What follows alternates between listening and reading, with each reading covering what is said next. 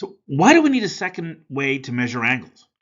I mean, everyone learns about degrees as far back as elementary school, so everyone is used to them, and they seem to work just fine. Well, there are actually several reasons why radians are a good idea, some of them more technical than others. I'm going to talk about two of them here, one that's clearly practical, and one that's a little more on the technical side. The first problem with degrees is that they're really small. It takes 360 of the things to make a whole circle. And in a lot of applications, we need to look at a whole circle's worth of values to really see what's going on. For example, trigonometry's sine and cosine functions repeat once every circle, but their values never go above 1 or below -1. So to graph this using degrees and keeping the scale something close to consistent on both axes would give us a graph that looks kind of like this. And that's not very useful. There's nowhere near enough detail to get more than a vague idea of what's going on.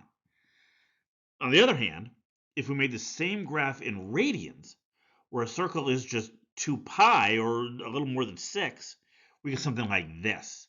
Now that's much easier to see where, for example, the extremes are, where the intercepts are, and all sorts of other useful properties.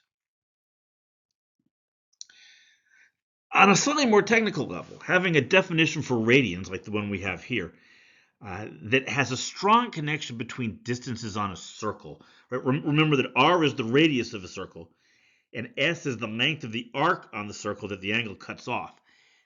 This is really helpful in a lot of physical applications. For example, if we have a point on the edge of a rotating circle, like a CD or a gear, then there are two ways we can measure its speed. One is the angular speed, which measures how fast the angle is changing, which we usually indicate with the Greek letter omega.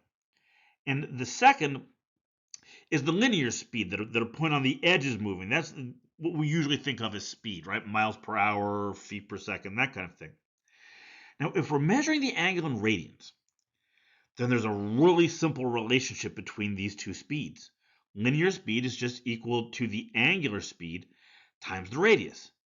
Now, we could come up with a similar formula for degrees, but we'd have to think about the fraction of a circle represented by the angle the object moved through and what fraction of the total circumference that is, and use that to determine the distance traveled. Well, you could do that, but the formula just isn't nearly as elegant.